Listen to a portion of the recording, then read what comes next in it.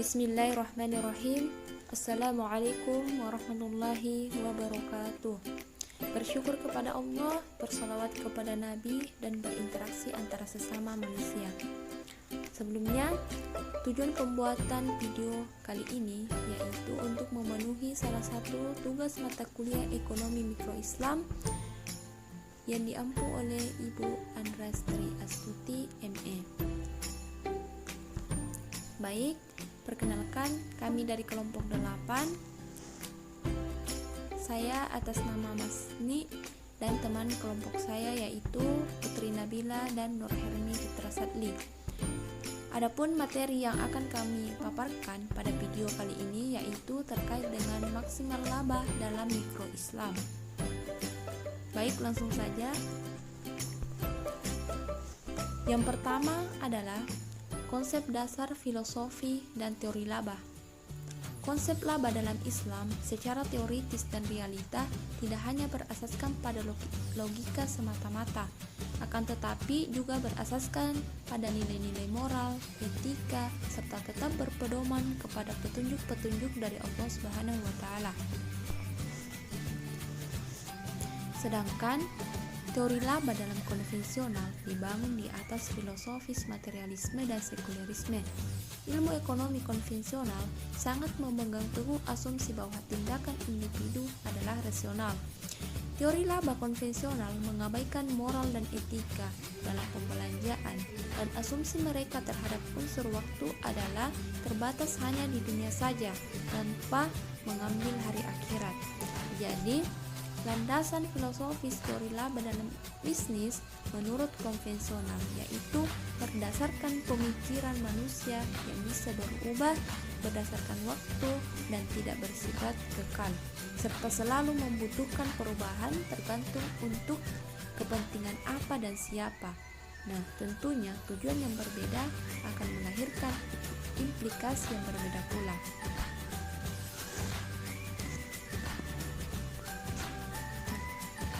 Materi kedua yaitu dasar pengukuran laba dalam Islam. Nah, ada beberapa dasar pengukuran laba dalam Islam. Yang pertama, taklid dan mukhatarah atau interaksi dan risiko. Pasti ada kemungkinan bahaya atau risiko yang akan menimpa modal, yang nantinya akan menimbulkan pengurangan modal pada suatu putaran dan pertambahan pada putaran lain.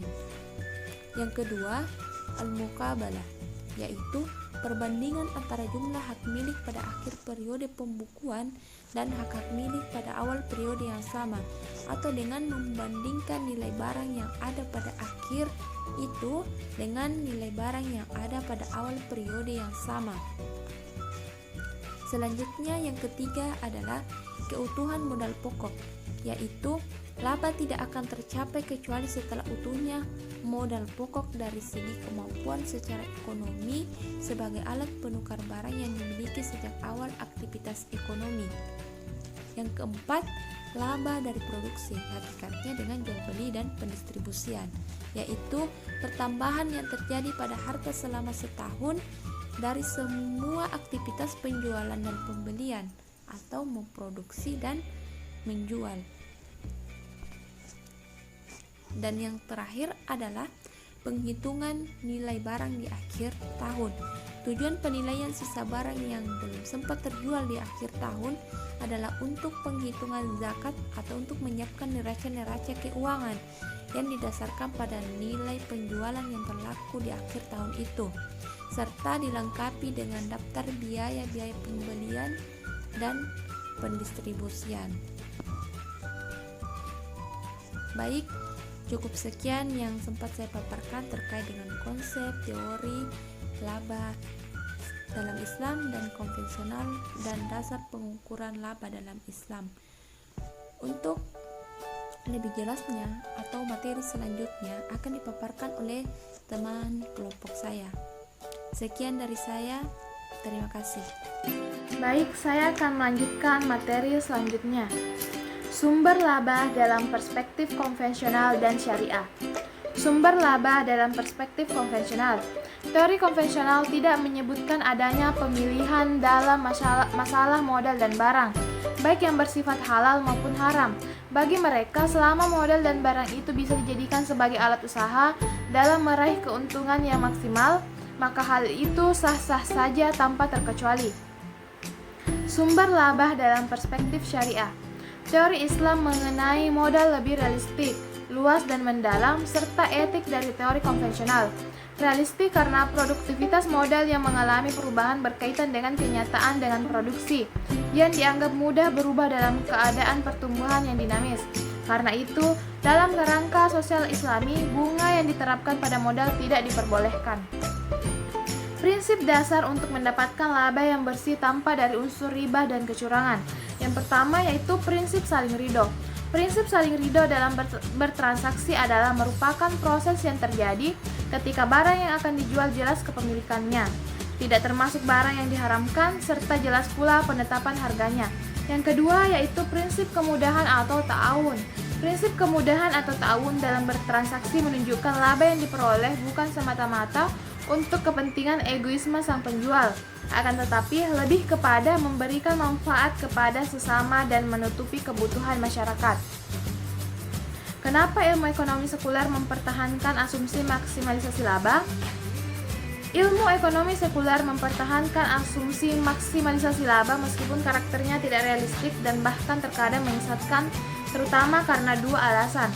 Pertama, teori harga merupakan inti teori dari ilmu ekonomi, tidak dapat berdiri tegak setelah asumsi maksimalisasi tersebut dihapuskan.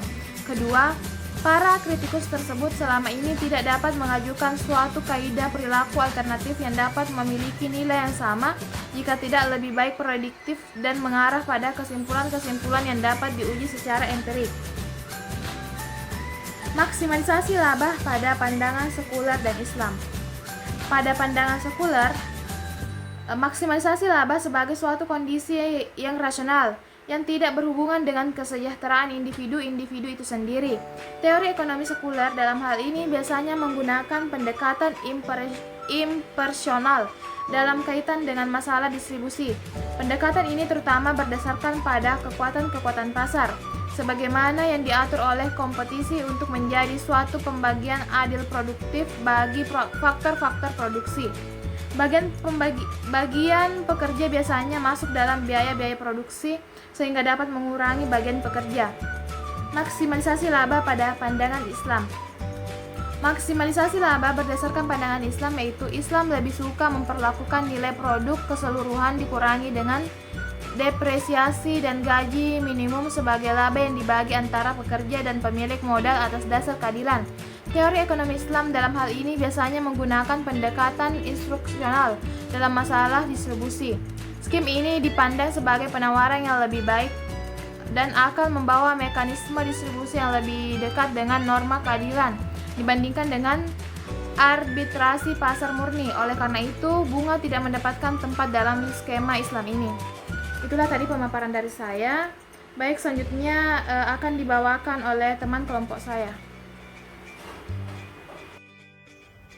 Baik, materi selanjutnya yaitu maksimalisasi laba dan efek sosialnya. Dalam sistem Islam, keseimbangan output adalah lebih besar, harga lebih rendah, dan profit lebih besar daripada sistem sekuler. Untuk itu, kita bisa melihat rumus seperti yang tertera pada slide.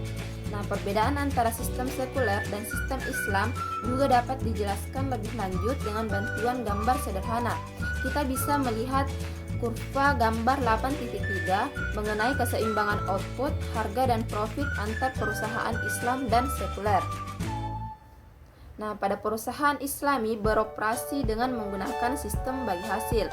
Dalam sistem bagi hasil terdapat pembagian hasil dan risiko. Hubungan antara profit dan risiko dalam perusahaan Islami juga dapat digambarkan pada kurva gambar 8.2 mengenai hubungan antara risiko dan laba perusahaan Islam dan sekuler. Gambar tersebut melukiskan bahwa dalam perusahaan sekuler, bunga bersih yang dibayar atas pinjaman ditunjukkan dengan kurva AA1 dengan tangan dari kurva indiferen I1 pada titik T1. Kurva AA1 merupakan kurva cembung terhadap sumbu laba. Hal ini menunjukkan bahwa jika ada penambahan laba perusahaan yang diharapkan, maka risiko akan bertambah setingkat penambahannya. Sedangkan dalam perusahaan Islam yang menghilangkan bunga dan menggantinya dengan bagi hasil, kurva akan cenderung bergeser ke arah kanan, yaitu ke posisi BB1. BB1 adalah tangen dari kurva indiferen I1 pada titik T2. Dalam perusahaan Islami, bisa memungkinkan perusahaan memiliki lebih banyak laba untuk resiko sama, atau laba yang sama untuk resiko yang lebih rendah. Selanjutnya yaitu penentuan posisi laba secara Islami. Yang pertama yaitu bisnis adalah suatu fardu kifayah. Bisnis Islami adalah serangkaian aktivitas bisnis dalam berbagai bentuk yang tidak dibatasi jumlah kepemilikan hartanya termasuk profitnya, namun dibatasi dalam cara memperolehnya dan pendayagunaannya karena aturan halal haram, sebagaimana terdapat dalam Quran Surah At-Taubah ayat 111. Selanjutnya yaitu perlindungan konsumen. Perlindungan terhadap konsumen merupakan tindakan yang berhubungan atas berbagai kemungkinan terjadi penyalahgunaan kelemahan yang dimiliki oleh konsumen.